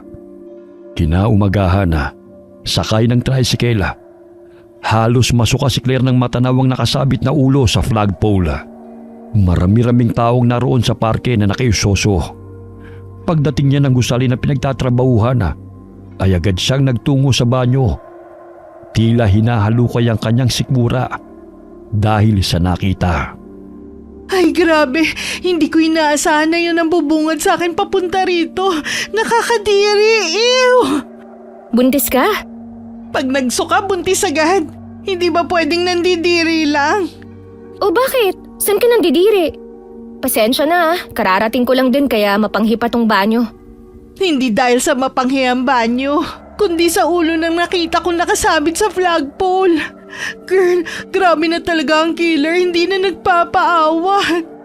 Napansin ko lang kanina na marami-raming tao ang nag-uumpukan, pero hindi ko napansin ang ulo.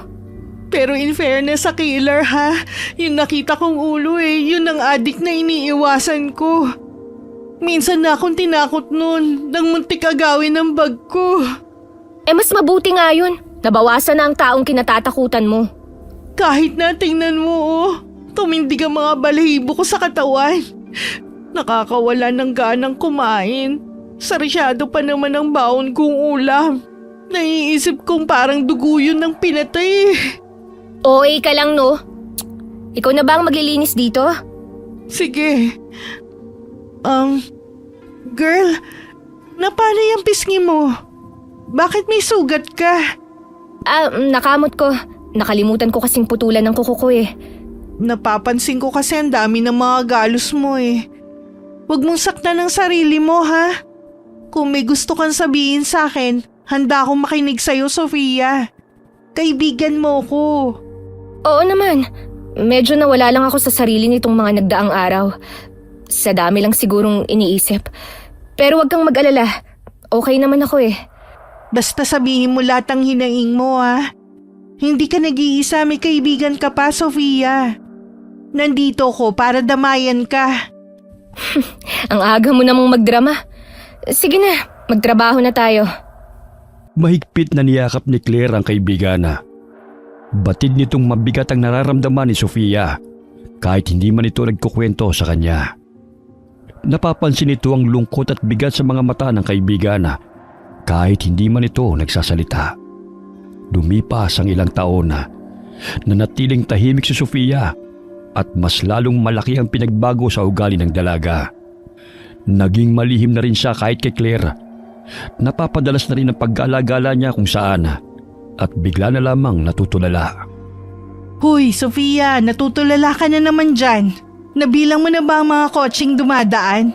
Ang talim kasi ng tingin mo sa kalsada Ay, nandyan ka na pala, Claire. Saan na ba tayo pupunta ngayon? Bago tayo manood ng sine, pwede bang dumaan muna tayo kay Barbie? Ipapalinis lang natin yung kuko mo. Naninilaw na kasi Tsaka yung buhok mo. Mahigit 2 taon na yung hindi nagugupitan, no? Parang kamukha mo na yung matatanda na napapanood ko sa horror movies Day off naman kaya mahaba-haba ang oras nating mag-me time. Wala akong panahon sa mga bagay na yan. Ngayon, kaya nga sasamahan kita Sige na girl, minsan lang naman to Hindi ka nagpapaganda para sa ibang tao kundi para sa sarili mo, no? Ang dami mong arte. Ayos lang naman ako Tsaka walang mali sa itsura ko. Wala nga kaso parang tumanda ka na ng 10 taon. Parang 5 taon. Kaya sige na, pumayag ka na lang. Ay nako, sige na nga. Ayan, may 50% discount ngayon sa salon ni Barbie. Anniversary kasi nila. Wala nang nagawa si Sofia kundi ang sumang-ayon na lamang sa kakulitan ng kaibigan. Pagdating nila sa salon, ay agad silang inasikaso ng baklang kaibigan ni Claire. Good morning, Barbie. Nandito na ang isa kong amiga. Uy girl, pagandahin mo tong si Sofia sa abot ng makakaya mo ha. Matagal-tagal din kasing hindi siya nakapag-ayos eh. Sige na Sofia, umupo ka na dyan sa silya sa harap ng salamin. Sige. Di ba nakita mo ang buong aura mo? Kaya kailangan mo talaga ng makeover, girl. Grabe. Ito na pala ang itsura ko ngayon. Biglang tumanda ang mukha ko. Tama nga si Claire. Napabayaan ko na ang sarili ko. Excited ka na ba sa bagong look mo? Magtiwala ka lang kay Barbie. Siguradong pagagandahin ka niyang muli. Ibabalik niyang alindog mo. Alindog ka dyan. Ayos na ako nagupitan tong buhok ko. O sige, mag-enjoy ka na muna dyan ha. At ako'y magpapashampoo rin. Kahit na janitress ang trabaho natin, hindi dapat magpapahuli sa ganda, no? Mas mainam ng maganda kaysa haggard habang nagkikiskis ng inodoro, no? Bahagyang natawa si Sofia nang marinig ang sinabi ng kaibigan. Habang nakatingin sa malaking salamin, bumalik sa kanyang alaalang masayang kwentuhan nila ni Ricky habang nagkukulitan. 2 taon na ang nakalipas buhat nang makita kita sa terminal. Kasama ang ibang babae. Hindi ko sukat akalain na basta-basta mo lang akong kakalimutan at ipagpalit sa iba. Saglit na napahinto ang bakla sa paggupit sa buhok ni Sofia nang biglang agawin nito ang gunting. Kaya't kinabahan si Barbie nang matalim niya itong tinitigan. Uy girl, bakit ganyan ang itsura mo? Parang mangangain ka na. Pinapaganda ka lang ni Barbie, huwag ka namang magalit. Ha? Bakit? Ano bang... Bitiwan mo yung gunting, natakot tuloy si Barbie sa'yo oh. Tsaka yung mata mo namumula. Ano bang kinagagalit mo? Sabihan mo lang kasi si Barbie kung anong style ang gusto mo. Hindi yung bigla mo na lang aagawin sa kanya ang gunting. Ay, pasensya na. Hindi ko sinasadya. Ayokong lagyan ng bangs. Yun lang naman pala eh. Sige kung ayaw mo, madali na makausap yan si Barbie eh. Sorry nagulat lang ako. Etong gunting oh. Pagpasensyahan nyo na tong kaibigan ko, Barbie ha. Matagal na kasing hindi napagawi sa salon kaya nanibago eh. Pero mabait siya, hindi nananakit. Kaya nga pumunta kami rito para umamumuli ang mukha niya. Sorry ulit Barbie, kung natakot kita ha. Sige na, ipagpatuloy mo ang ginagawa mo. Naramdaman ng dalaga ang panginginig ng kamay ng bakla habang inaayusan siya nito. Kaya't ipinikit na lamang niya ang mga mata hanggang sa makaidlip. Samantala, napabalikwas ng bangon si Ricky nang biglang may sumagi sa kanyang isipan. Hinilot niya ang sintido at pilit na inaalala ang lahat. 1 taon silang namalagi ni Lisel sa Amerika upang doon na sana manirahan. Ngunit nagpumilit siyang bumalik ng Pilipinas dahil may gusto siyang tuklasin na hindi niya mawari. Yung babaeng nakita ko noon sa terminal, bakit madalas ko siyang napapanaginipan? Sino ba siya? At anong koneksyon niya sa buhay ko? Oh, bakit parang malalim na naman yung iniisip mo, babe? Totoo bang wala na akong kamag-anak, Lisel? Baka naman mayroon pa tayong matagpuan. Alam mo, Paul, ulila ka ng lubos. Ilang beses kong sinabi sa'yo na tauhan ka ng ama ko. Naggustuhan natin ng isa't isa kaya tayo nagpakasal. May anak na tayo. Kaya ano pa bang gusto mong malaman pa? Para kasing iba ang pakiramdam ko eh.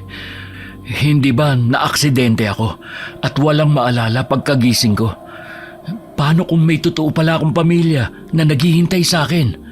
Ay, pag-aawayan pa ba natin yan hanggang ngayon, Paul? Kami ang pamilya mo. Wala kang naalala dahil nabagok yung ulo mo. Kaya nga pinapaalala ko sa'yo ang lahat sa abot ng makakaya ko, di ba? Maging sa pulisya, nagpunta tayo para mapanatag yung isipan mo. Pero iisa lang ang sinabi nila sa'yo. Hindi ka missing person. Pero bakit madalas kong napapanaginipan ng isang babae? Alam mo, sabi ng doktor, may tendency na mag-hallucinate ka. Dahil nga sa lakas ng pagkabagok ng ulo mo. Kaya pwede ba tigilan na natin ang pagtatalo sa bahay na to? Dahil wala namang patutunguhan eh. Isa pa, masaya naman tayo ah. Ano pa bang gusto mong mangyari? Para kasing may kulang eh. May gusto akong maalala pero hindi ko maalala. Paul, nandito ako at si Maddie na anak natin.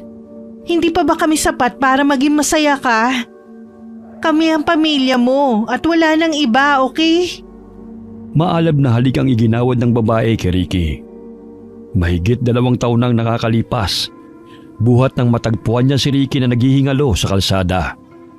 Napagtripan ng binata ng mga adik at iniwan sa lugar kung saan madalang lamang ang dumadaan. Hubad at nasa kritikal na kondisyon. Mabuti na lamang inapadaan si Lisel at nadala niya sa ospital si Ricky. Walang pagkakakilanlan.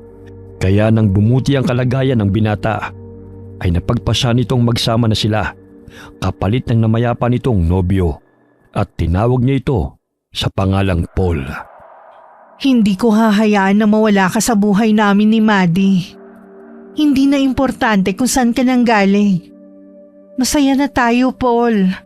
Ayoko masira ang pamilya natin dahil lang sa babaeng napapanaginipan mo. Minsan na ako nawalan ng taong minahal. Ayoko mawalan ulit. Nasaan na ba si Maddie? Ako na magbabanday sa kanya para makapagpahinga ka. Babe, paano kung bumalik na lang kaya tayo sa Amerika? Hindi ako sanay mamuhay doon. Di ba sakitin ako nung manirahan tayo doon? Hindi ako sanay sa malamig na klima eh. Masasanay ka rin naman. Tahimik ang buhay natin doon. Hindi katulad dito maingay at polluted ang hangin. Tahimik naman dito ah. Maingay lang kung makikipagchismisan ka sa mga kaibigan mo. Paano ang negosyo mo rito? Hindi na nagpumilit pa ang babae. Alam nitong magtatalo na naman sila ni Ricky na tinatawag niya sa pangalang Paul. 10 taon ang tanda nito sa binata. Isang negosyante si Lisel ng motor parts. Kaya ang isang branch niya sa Pangasinan ay si Ricky ang namamahala, kung saan walang nakakakilala sa binata. Samantala, iminulat ni Sofia ang mga mata nang marinig ang malakas na boses ni Claire. Nagulat siya na malapad ng ngiti ang bumungad sa labi ng kaibigan nang makita ang bagong itsura niya. Wow, parang tao ka na, girl! Ay, ang ibig kong sabihin, bumalik na ang kagandahan mo. Hindi na yung parang matanda sa horror movie. Grabe ka naman sa akin. O diba sinabi ko na sa'yo na magtiwala ka lang sa kakayahan ni Barbie? Ang pangit, kaya niyang pagandahin. Ang losyang, kaya niyang gawing fresh. Ang mukhang matanda, kaya niyang pabatain. Higit sa lahat, kaya niya tayong librehin. Sa panahon ngayon, wala nang libre. Kaya magbayad na tayo, no? 50% na nga lang, magpapalibre ka pa. Abuso na yun. Joke lang, no? Puwera biro, girl. Gumanda ka. Konting kuskus lang sa mga kuko mo at ayos sa buhok. Kamukha mo na si Gabby Garcia. Sus, ang layo. Maganda yun, no? Napapangita ka ba sa itsura mong yan? Kulang ka lang nun sa ayos. Kaya dalas-dalasan mo ang pagpunta sa salon para naman mapapawaw sila sa'yo. Lalo na kung Huwag mo nang ituloy ang sasabihin mo. Ayoko nang umasa na babalikan pa ako. Ha? Hindi naman yun ang gusto kong sabihin eh. Anong sasabihin mo? Kung babayaran mo muna ang bill natin. Nakalimutan ko pala mag-withdraw kanina. Grabing style ah. Babayaran kita, promise. Pangising kinurap-kurap ni Claire ang mga mata nito habang nakikisuyo sa kaibigan. Tayo na, girl, manunood pa tayo ng sine. Parang ayoko na. Gusto ko na lang umuwi. Magmumukmuk ka na naman. Ay, hindi pwede. Kailangan natin mag-enjoy ngayong day off. Bukas, matinding bakbakan na naman sa mga basurang bubungad sa atin, no? Namnamin muna natin ang moment na maganda at feeling social ngayon. Ay, para kang engot. Ay, mas mabuti pang maging engot na ganito kesa naman matulad sa babaeng yan, no? Halos lumuha na ng dugo sa pagmamakaawa sa lalaki. Ay! Nagsabunutan pa ang dalawang babae. Halika, awatin natin. Mamaya ikaw pa ang masaktan nila. Hayaan mo sila. Ginusto nilang mag-agawan sa iisang lalaki. Siguro gwapo ang lalaking pinag-aawayan nila, no? Ayun, nakatalikod oh. Matingnan nga ang itsura. Chismosa ka talaga. Umalis na nga tayo rito. Saglit lang. Halika, samahan mo ko. Kunwari dadaan lang tayo. Pambihira ka naman. Wala ka talagang pinapalampas. Luka-luka ka talaga. Sumunod ka na lang kasi.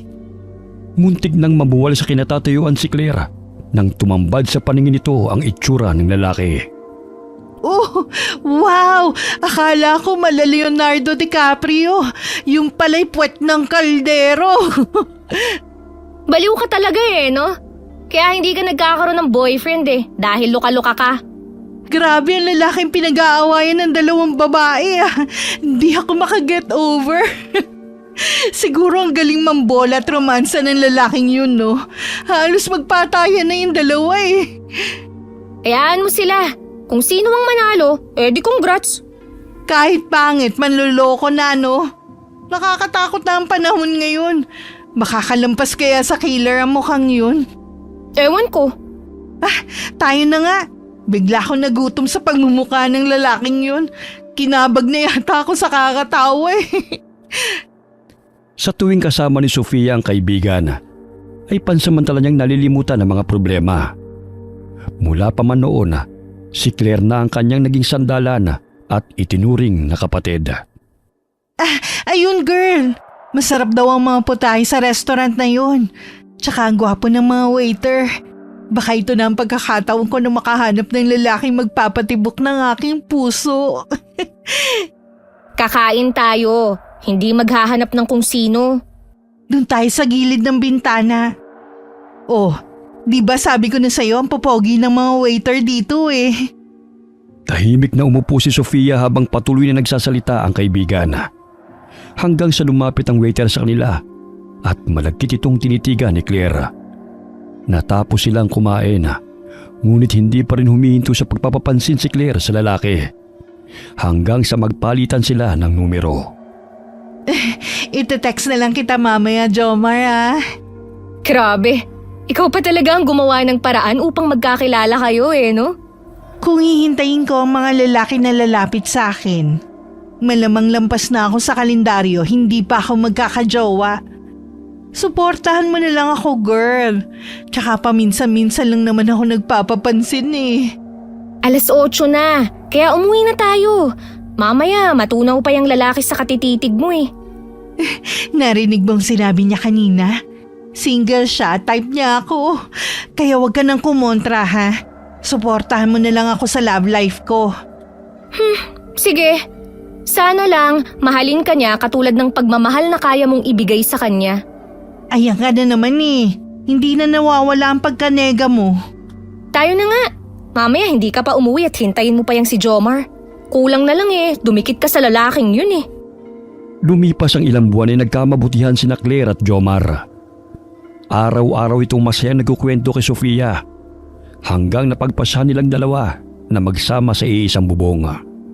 Sa umpisa'y masaya sila, ngunit habang tumatagal ay unti-unting nadidiskubre ni Claire ang tunay na ugali ng lalaki. Pumasok siya sa trabaho na mugto ang mga mata, kaya't nagsuot ito ng sunglasses upang hindi mapansin ng mga katrabaho. Oh Claire, anyari sa'yo? Patingin nga ng mga mata mo. May sore eyes ako, kaya huwag ka masyadong lumapit sa akin. Sore eyes nga ba o mugto yung mata mo sa kakaiyak? Hindi. Kumati kasi ang mata ko kaya nagsuot ako nito. Baka mahawaan ko pa kayo Kahit anong sabihin mo, alam kong umiyak ka. Bakit? Niloloko ka na ba ng Jomar na yan? Aba hindi, may konting pinagawayan lang. Kasi kinuha niya ang lahat ng sweldo ko. Wala siyang tinira sa akin. Ang sabi niya ipapadala raw niya sa nanay niyang may sakit. Yung pala nilustay niya para sa bisyo niya. Ang kapal naman ng pagmumukha ng lalaking yun. May araw din siya. Pakiusap, wag mo siyang awayin, Sofia. Konting tampuhan lang naman to Maaayos din namin. Kung hindi siya magbabago, may kalalagyan talaga siya sa akin. Ayokong makita kang ganyan. Sinabi naman niya sa akin na babayaran niya ako pagdating ng sweldo niya eh. Ay dapat lang. Sabihin mo sa kanya na tigilan na niya ang bisyo. Kapag sinaktan ka niya, ako talagang makakalaban ng lalaking yon. Huwag mo siyang awayin ha. Baka hiwalayan niya ako. Nako, kung ganyang klaseng lalaki ang makakatuluyan mo, mas mabuting hiwalayan ka na niya. Kesa naman araw-araw mugto ang mga mata mo. Parang hindi mo naman pinagdaanan to ah. Magkakaayos din kami. Basta ayokong makitang sinasaktan at niloloko ka niya, ha? Agad na dinampot ni Sofia ang walis at tinalikuran ng kaibigan. Nabuhay na naman ang poot sa kanyang puso na nooy pansamantalang natigil. Hindi ko maipapangako na hindi ko masasaktan ng Jomar na yan kapag nalaman kong niloloko ka niya, Claire. Kinaumagahan, hindi nakapasok ng trabaho si Claire. Tinawagan siya ni Sofia at sinabi niyang masama ang kanyang pakiramdam. Kaya't napagpasahan ng dalaga na bisitahin ng kaibigan sa inuupahan nitong bahay. Ganun na lamang ang pagkagulat ni Claire nang makita niyang naroon sa tapat ng pintuan si Sofia. Sofia, anong ginagawa mo rito? Kaya ba hindi ka nakapasok dahil sa mga pasamong yan? Sinaktan ka ng lalaking yon? Hindi. Nabanggal lang ako sa pintuan. Kaya nabukulan at nagkapasa ako sa mukha. Wag kang tanga, Claire. Hindi porket mahal mo siya, dapat niyang gawin yan sa'yo. Kung yan lang ang mapapala mo sa pagsasama niyo, bakit mananatili ka pa sa kanya? Alam kong nakakabobo at nakakatanga ang pagmamahal. Pero sana naman, depensahan mo ang sarili mo. Matuto kang lumaban. Huwag mong hayaan na gawin kang punching bag. Sandali lang, Sofia. Saan ka pupunta? Pakiusap mo mong gawin ang nasa isip mo. Umiiyak na tinatawag ni Claire si Sofia. Ngunit tila bingi lamang ito na nagpatuloy sa paglalakad upang puntahan si Jomar sa restaurant na pinagtatrabahuhan nito.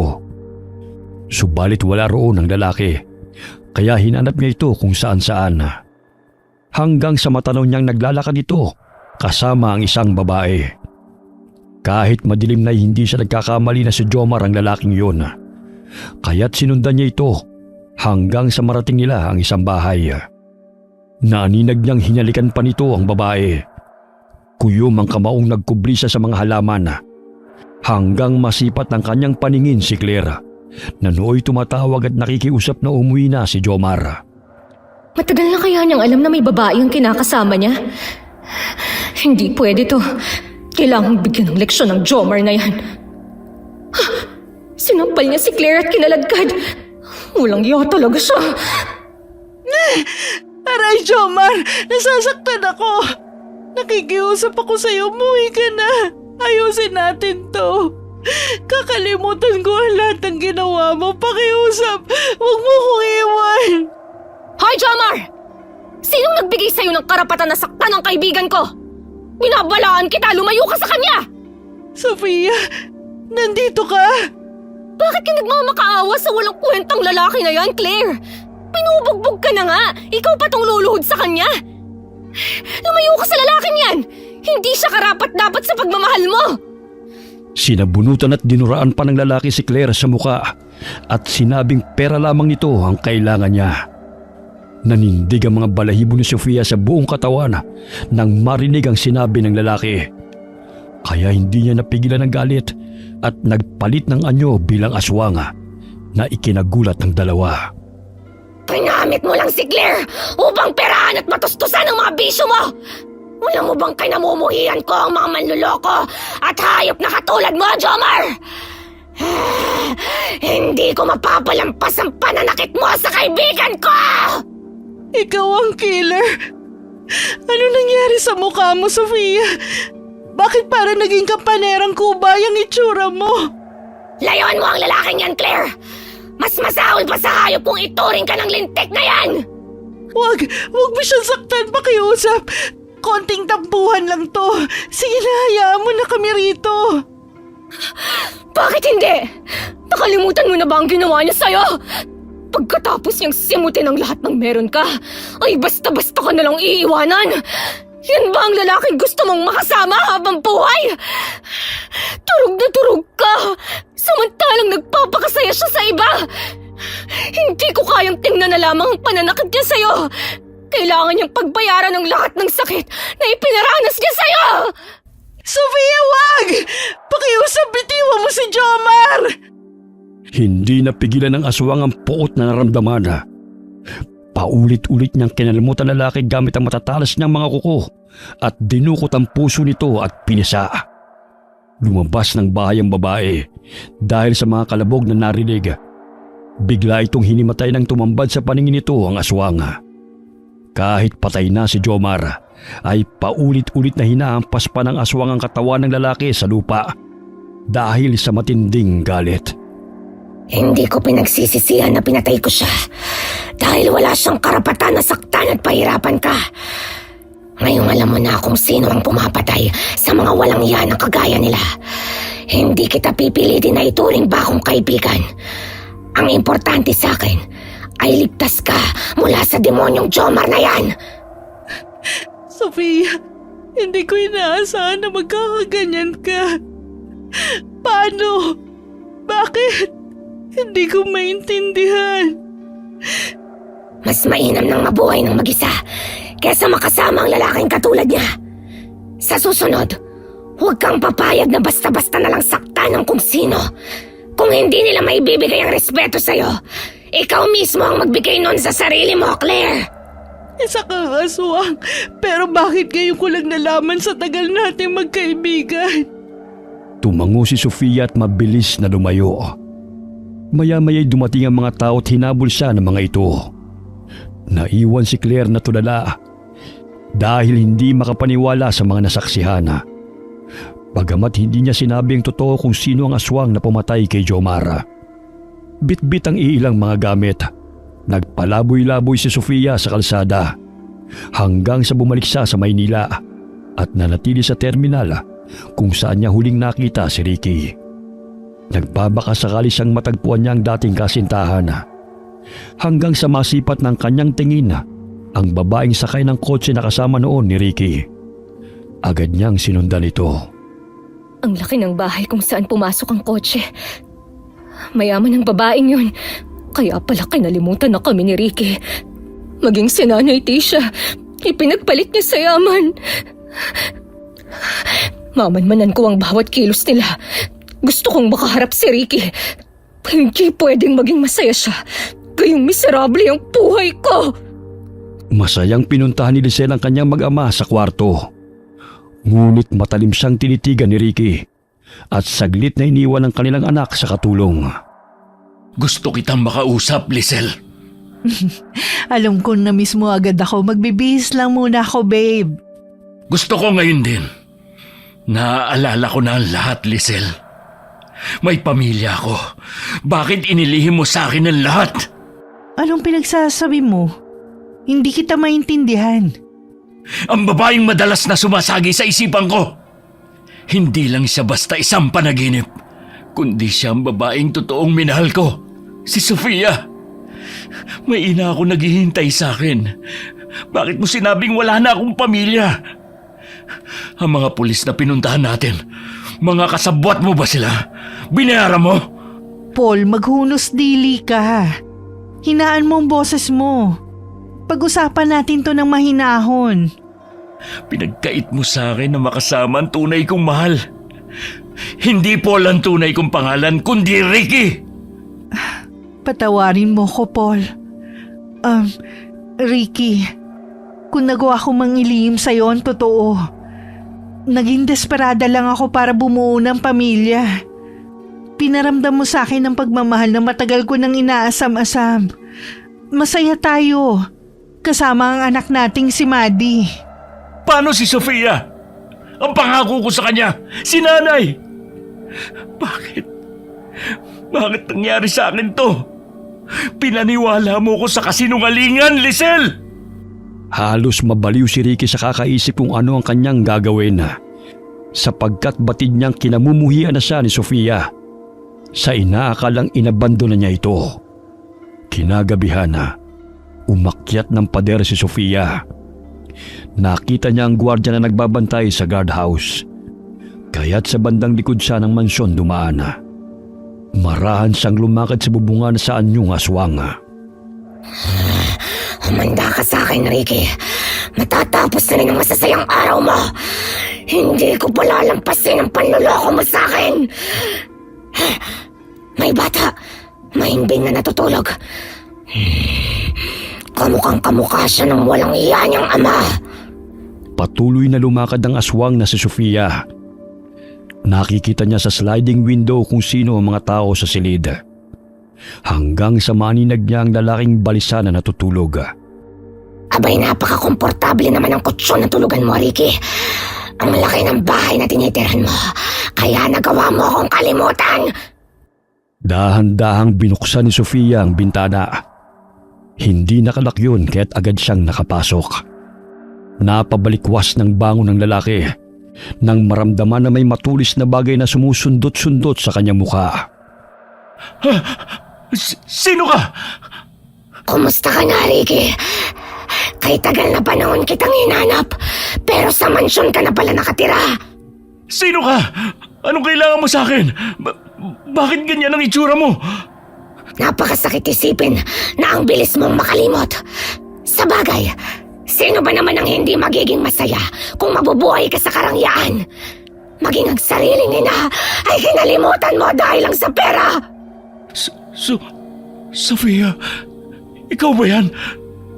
Paano ka nakarating dito? At bakit ganyan ang itsura mo? Mabuti at nakilala mo ako sa kabila ng kapangitan ko. Nandito ako para singilin ka sa lahat ng pagdurusang ibinigay mo sa akin. Sofia! Bitiwan mo ko! Hindi ako makahinga! Babaliin ko talaga tong leg mo dahil sa kakapalan ng mukha mo. Lahat ay tiniis ko para mapabuti ang iyong buhay. Pinalaan na kita noon na kung lolokohin mo ko, sabihin mo agad para hindi na ako umasa. Namatay si Nanay Tisha sa labis sa pag-aalala sa'yo. Pero nabubuhay ka lang pala sa kasaganahan. Hayop ka! Magpapaliwanag ako, Sofia! Umiiyak na binitiwan ng aswang si Ricky, kaya't habol-habol nito ang paghinga. Malakas siyang sinampal ni Sofia, kaya nasugatan ng pisngi nito ng masagi ng kuko ng aswang. Anong kasalanan ko sa'yo? Bakit ginawa mo sa akin to? Alam kong marami akong pagkukulang, pero lahat ng pangarap ko isinantabi ko para sa'yo. Ngunit hindi pa rin yung sapat, kaya iniwan mo ako sa ere. Ngayon naiintindihan ko na. Masigit ang salapi kesa sa mga taong tumulong sa'yo nung panahong walang-wala ka. Pero hindi ako papayag na maging masaya ka, Ricky. Kayo ng pamilyang binuo mo! Pakiusap. Hindi ko ginusto to. Naging biktima rin ako ng... Sino ang gusto mong unahin kong patayin? Ang asawa mo? Ang anak mo? O ikaw? Patawarin mo ko, Sofia. Huwag ang aking anak. Wala siyang kasalanan. Ako na lang ang parusahan mo. Sige, gawin mo lahat ng gusto mo sa akin. Saktan mo ko. Pahirapan. Kung yan ang makakapagpagaan sa puso mo. Hindi ko ginusto nangyari. Sinabi sa akin ni Lisel ang katotohanan. Nawala ang alaala ko nung pagtripan ako ng mga adik. Itinapon ako sa gilid ng kalsada. At siya ang tumulong sa akin. Wala akong pagkakakilanlan, kaya niya ako inalagaan at nakabuo kami ng pamilya. Ilang araw pa lang bumalik ang alaala ko. Hindi ko na alam ang gagawin ko, Sofia. Patawarin mo ako. Mahal na mahal pa rin kita. Siguro nga, wala na akong karapatang sumaya. Yun na ang nakatadhana sa akin. Nung mamatay si nanay, akala ko mag-isa na lang ako. Pero nagbago yun simula nung makilala ko kayo ni Nanay Tisha. Punong-puno ng pangarap at pag-asa sa buhay. Pero ngayon, gustong-gusto ko nang maglaho. Dahil ang taong minahal ko nang higit pa sa buhay ko ay hindi na maaaring maging akin! Umaagos ang luha sa pisngi ng dalaga at kumaripas ng takbo palabas ng bahay. Pipigilan pa sana siya ni Ricky, ngunit mabilis itong nawala. Maging ang gwardiya ay nagulat sa mga kalabog sa bubungan, subalit wala itong nakita. Nagkubli si Sofia sa mayayabong na halaman malayo sa mansyon. Doon niya ibinuhos ang lahat ng paghihinagpis hanggang sa nakatulog siya dahil sa matinding pagod sa kakaiyak. Biglang bumukas ang pinto ng silid at iniluwan nun si Lizelle.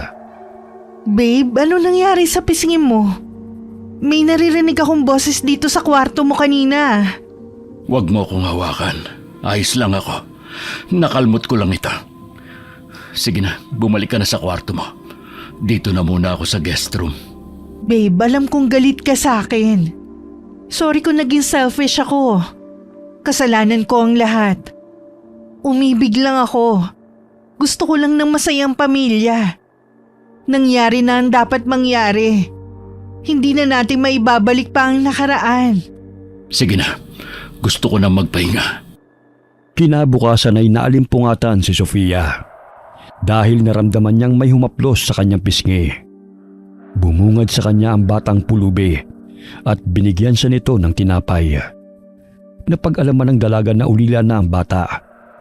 Inakay siya nito sa barong-barong kung saan ito nanunuluyan at ipinakilala nito kay Sofia ang 2 taong gulang na kapatid nito. Ang babata pa nila.